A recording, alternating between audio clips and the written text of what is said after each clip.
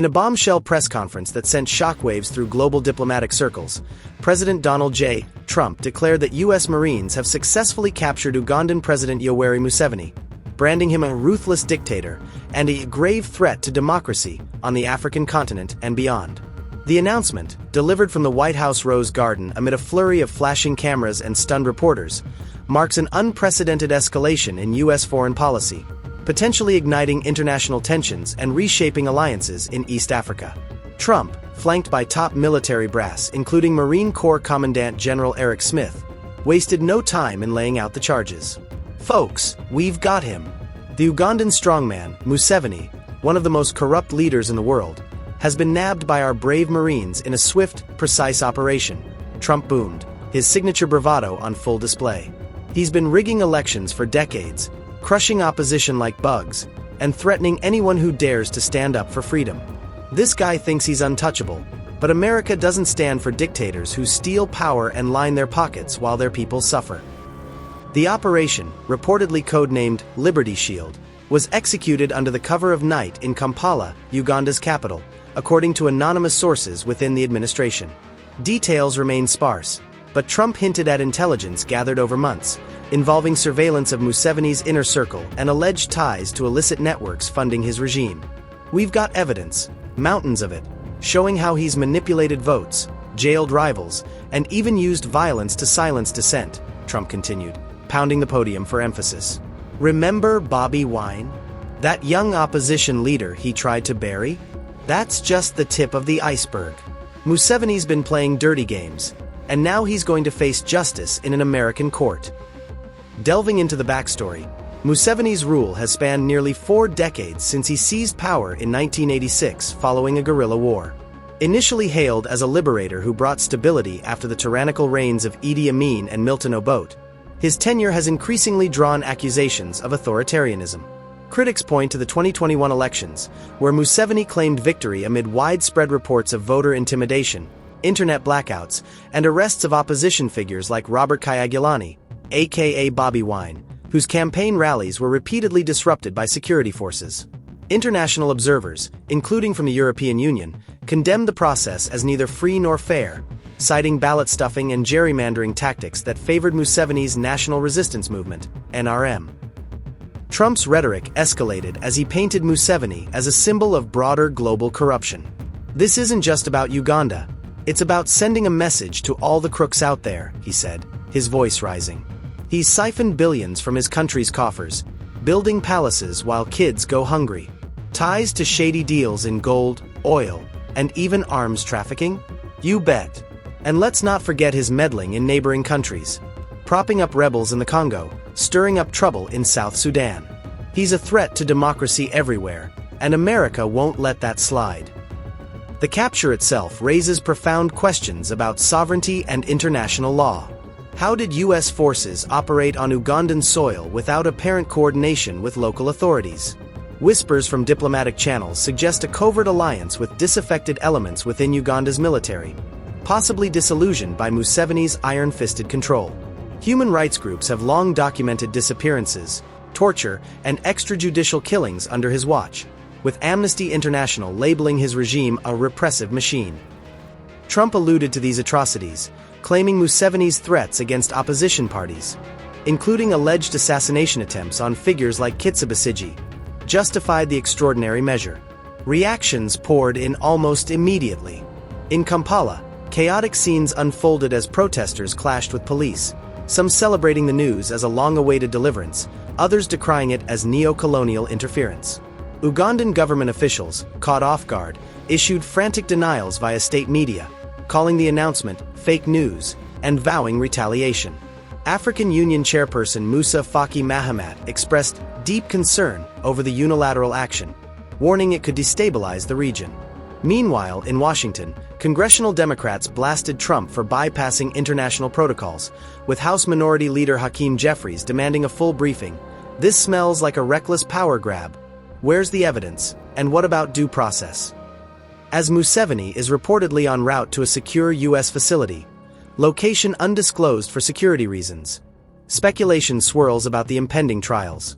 Trump promised a fair but tough process, potentially in a federal court specializing in international crimes, with charges ranging from election fraud and human rights abuses to corruption under the Foreign Corrupt Practices Act. Legal experts debate the jurisdiction. Could this set a precedent for U.S. interventions against other leaders, like those in Belarus or Venezuela? And what of Museveni's allies, including rumored backers in China and Russia, who might view this as a direct challenge? The world watches with bated breath as diplomats scramble, markets fluctuate amid fears of African instability, and the fallout from this audacious move reverberates far beyond Uganda's borders. Across Africa, a wave of paranoia has gripped long-entrenched leaders, many of whom share Museveni's profile. Aging strongmen who've clung to power through dubious means, amassing fortunes amid widespread poverty. In Zimbabwe, whispers circulate that 82-year-old President Emmerson Mnangagwa, successor to the late Robert Mugabe and no stranger to election controversies, has beefed up his personal security detail and is scouting discreet hideouts in allied nations like South Africa or even further afield in the Middle East. Mnangagwa's regime, plagued by accusations of vote rigging in the 2023 polls and brutal crackdowns on opposition figures from the Citizens Coalition for Change, now faces internal murmurs of unease, with aides reportedly advising him to liquidate assets quietly. Similarly, in Cameroon, 91-year-old Paul Biya, Africa's longest-serving leader, in power since 1982, is said to be in a state of heightened alert. Sources close to the presidential palace in Yaoundé claim Biya, who has faced international scrutiny for suppressing Anglophone separatists and allegedly manipulating elections with voter suppression tactics, has dispatched envoys to France and Switzerland, exploring safe havens where his family's vast wealth, estimated in the billions from oil and timber deals, could shield him. Biya's infrequent public appearances have fueled speculation that he's already limiting his movements, perhaps retreating to his opulent villa in Geneva. Even in Equatorial Guinea, Teodoro Obiang Nguema Umbasogo, 81 and ruling since 1979, is reportedly fortifying his coastal palace with additional mercenaries from private security firms. Obiang, whose oil-rich nation boasts one of the world's highest per capita GDPs yet sees most citizens mired in poverty due to rampant nepotism and embezzlement, has long been accused of rigging referendums and jailing critics like activist Joaquin Elo Aido. Insiders suggest he's reaching out to contacts in Morocco and Spain for potential exile options, fearing a similar US-led snatch operation could target his regime's human rights abuses and illicit financial flows. This domino effect of dread extends to leaders like Togo's Faure Gnassingbe, 59 but heir to his father's 38-year dynasty, and Congo-Brazzaville's Denis Sassou Nguesso, 80, both of whom have histories of extending term limits through constitutional tweaks and quashing protests with lethal force. Diplomatic cables leaked to the press indicate frantic calls between these capitals, with discussions of forming a solidarity pact against perceived Western aggression. Trump's bold stroke has not only isolated Museveni but ignited a continent-wide scramble for cover, as these octogenarian autocrats confront the possibility that their eras of impunity might be crumbling. Turning the lens back to Uganda itself, the nation's descent under Museveni's stewardship paints a grim portrait of squandered potential and systemic decay. Once dubbed the Pearl of Africa by Winston Churchill for its lush landscapes and resource wealth, Uganda has endured harsh, multifaceted setbacks that have reversed decades of progress. Economically, the GDP growth that averaged 7% in the early 2000s has sputtered to a meager 3 to 4% in recent years, dragged down by corruption scandals that have siphoned off billions. The 2022 Auditor General's report revealed over $500 million vanished from public coffers through ghost projects and inflated contracts, often awarded to Museveni's cronies in the military and business elite. This kleptocracy has starved vital sectors. Agriculture, which employs 70% of Ugandans, suffers from neglected irrigation systems and seed subsidies, leading to recurrent food shortages despite fertile soils. Infrastructure woes compound the misery, with vast swathes of the country resembling a relic of colonial neglect. The much-touted standard gauge railway project, intended to link Kampala to neighboring Kenya, has languished in delays and cost overruns exceeding $2 billion, mired in bribery allegations involving Chinese contractors and Ugandan officials. Roads, the lifeblood of trade, are a national embarrassment. Only 20% of the network is paved, and even those are pothole-riddled death traps, causing thousands of accidents annually and inflating transport costs by 40%. Rural areas, home to 80% of the population, are isolated islands of underdevelopment, where bridges collapse during rains and feeder roads turn to mud, halting the flow of goods and services. Citizens bear the brunt, with living standards plummeting below regional averages. The World Bank's latest data shows over 40% of Ugandans living on less than $1.90 a day, a stark regression from the poverty reductions of the 1990s. Healthcare is in tatters. Hospitals lack basic drugs, with maternal mortality rates stuck at 336 per 100,000 births due to underfunded facilities and corruption in procurement. Remember the 2018 scandal where fake malaria nets were distributed, leading to a surge in cases?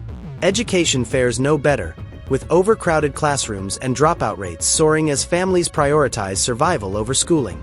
Youth unemployment hovers at 70%, breeding discontent that Museveni has suppressed through draconian laws like the Computer Misuse Act, which jails online critics.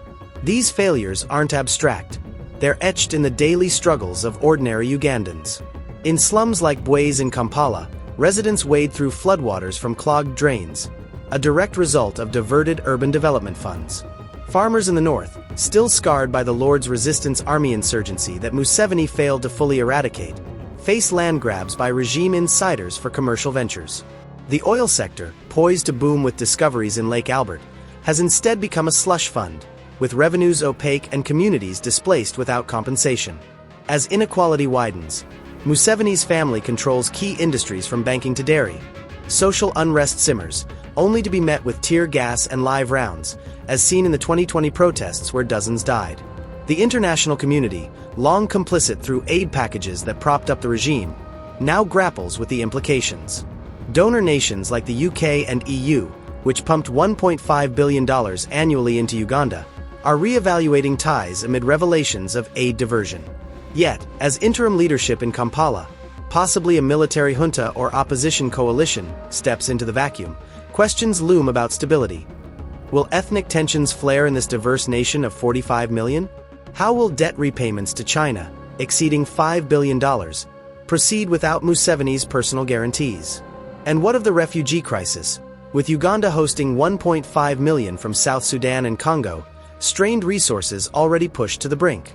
As the dust settles on this historic capture, the ripple effects continue to unfold, with global markets jittery and alliances fracturing. But Trump wasn't done yet. Pivoting seamlessly in his press conference, he unleashed a fiery tirade against a roster of African leaders he dubbed corrupt and power-drunk tyrants, vowing to fish them out one by one like crooks hiding in the shadows.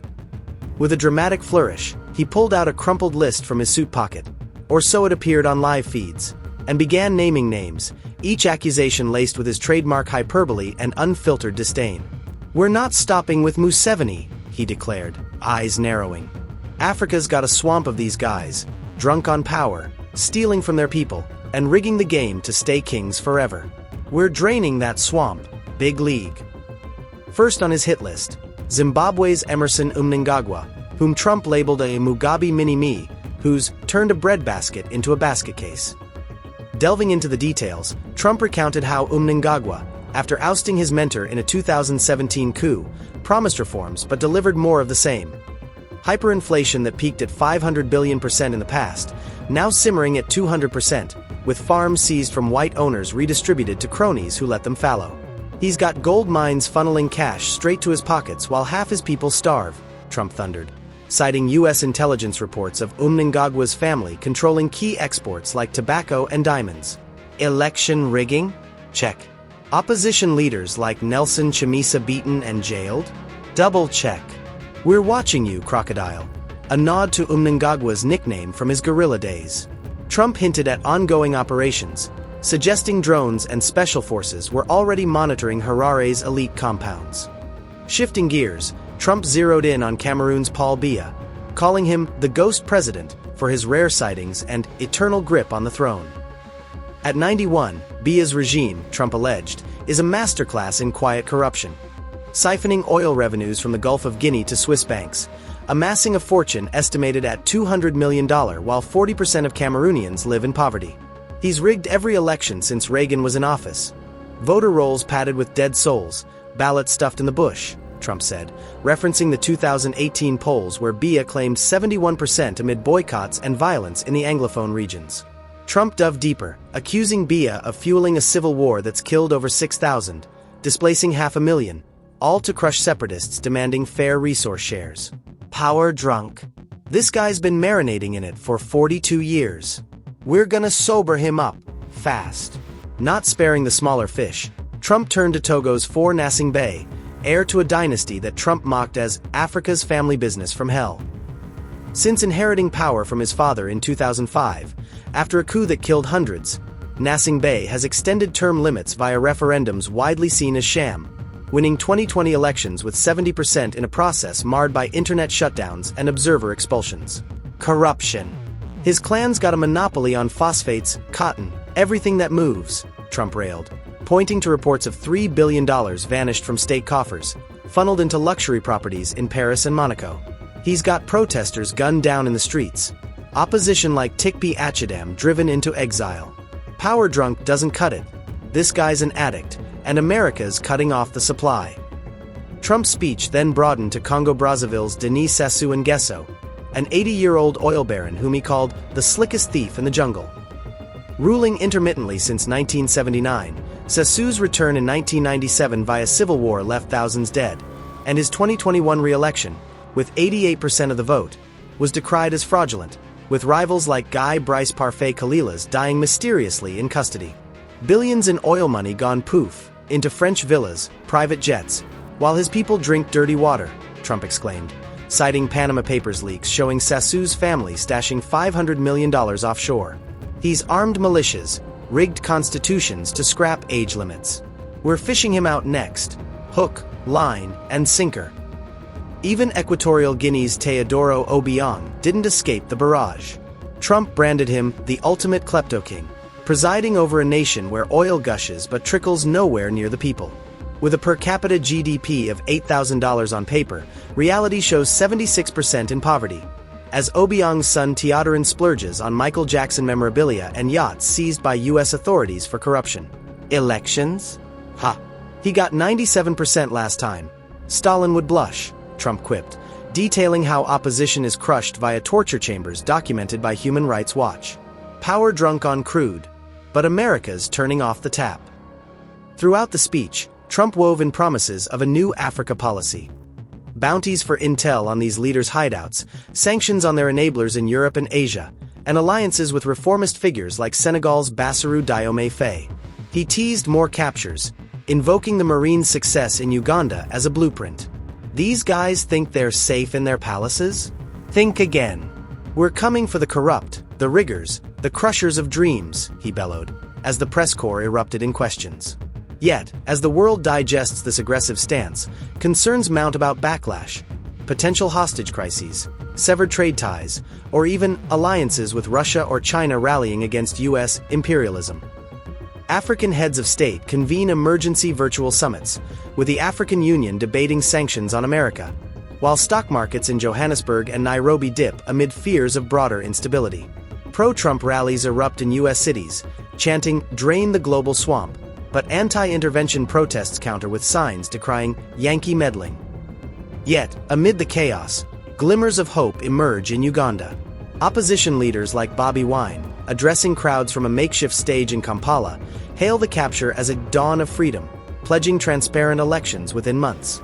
Civil society groups mobilize to audit looted assets, estimating recoveries could fund long-overdue infrastructure like the Entebbe-Kampala Expressway or rural electrification projects.